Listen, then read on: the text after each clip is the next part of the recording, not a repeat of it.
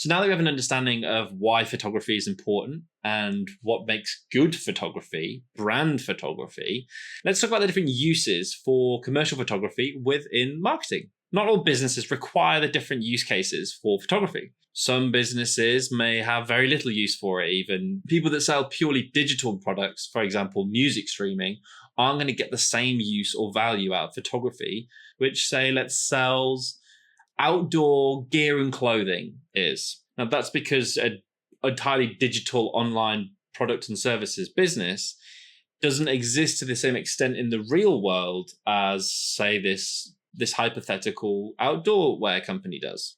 So the first category is product photography. This is probably one of the categories we're most familiar with. Every one of you probably goes on Amazon regularly. Those images that you're seeing on Amazon, those hero shots of products, that's product photography, or specifically the subcategory of e-commerce product photography.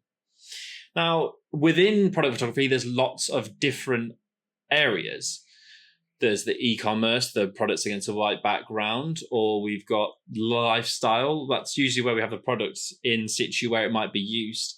That could be for demonstrative purposes, or it could even be used for adverts. There's the more graphic style of product photos where you might just have the product on its own against some sort of colorful background. And you'll see those often with billboards and posters at the bus stop, for example. Then there's some of the more niche examples of product photography, like textures that you'll see for cosmetics, or a close-up showing you construction of a product. 360 photography, which shows the actual product spinning, and that enables us to better visualize the product from all areas. This is quite popular with something like shoe wear. And then food and drink photography. Another discipline of photography that we'll find in the commercial marketing world is portraiture, often more of a lifestyle in situ portrait. Potentially we might have, for example, modeling clothes, but also it could be entirely different. It could be a services-based business, a cleaning company, and we have a cleaner just simply demonstrating the cleaning up of a home or an office. But it can be even more abstract than that. We could potentially be looking at we could have a drugs company who are marketing a particular product, and that product has enabled someone to regain control of their life to a certain extent. So we might have some inspirational lifestyle photography of someone just enjoying themselves with their loved ones back in their home.